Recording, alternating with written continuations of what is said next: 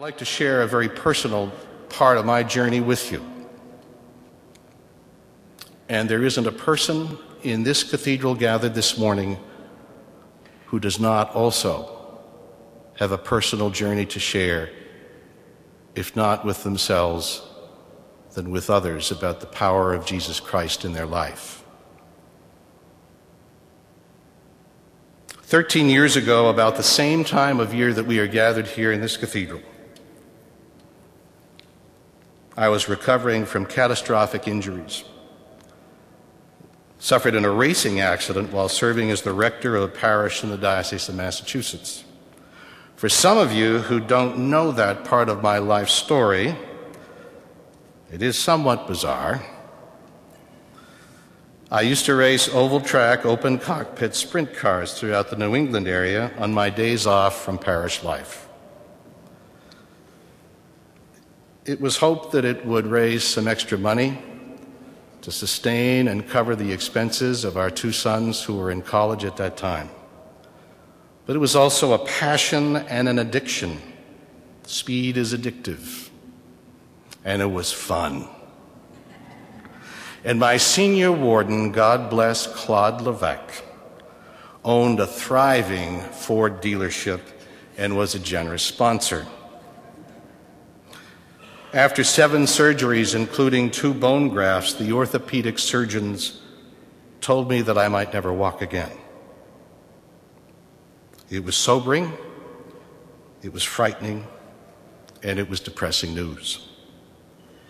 Even if I could walk again, the doctor said I could never be active.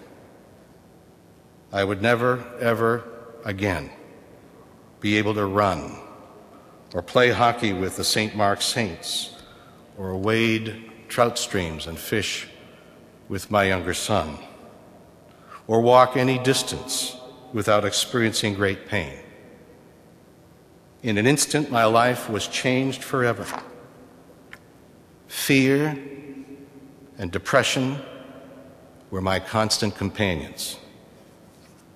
It was nearly impossible for me to exercise my ministry as a parish rector from a wheelchair or walker.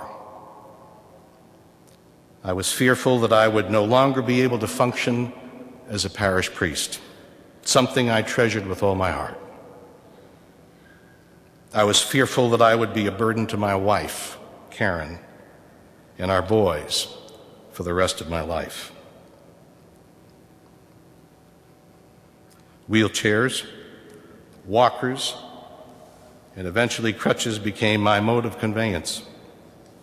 As an athlete in high school and in college, I always believed that physically there was nothing I couldn't do if I put my mind to it.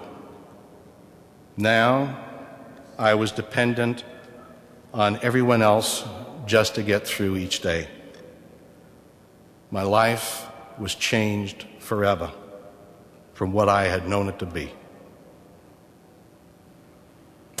And then I remembered a passage from Isaiah that Karen had written on the dry board in my hospital room after I had awakened from my first of many surgeries. And I'm sure you know this passage well. It is from Isaiah.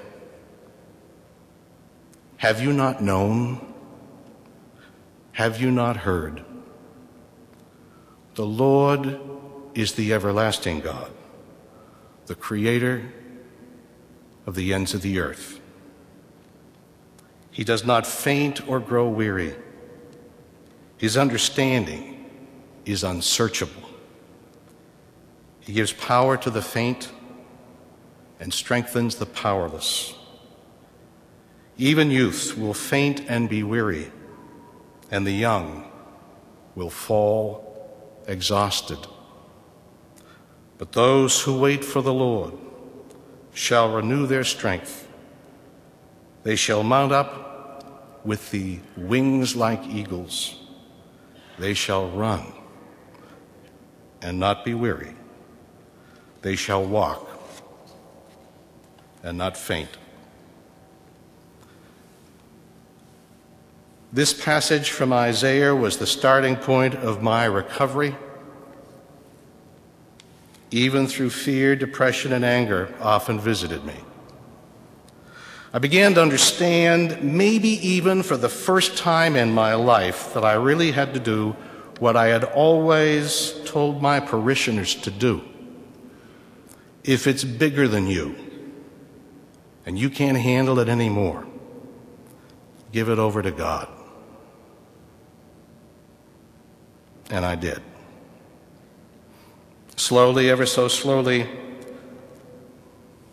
I prayed in ways that I had never prayed before. I didn't ask God for anything other than I might be healed enough so I could continue to serve Christ and the church as a priest, however that might work out. If I can't walk again, so be it, but help me live into my vocation again. Help me to become a servant once more.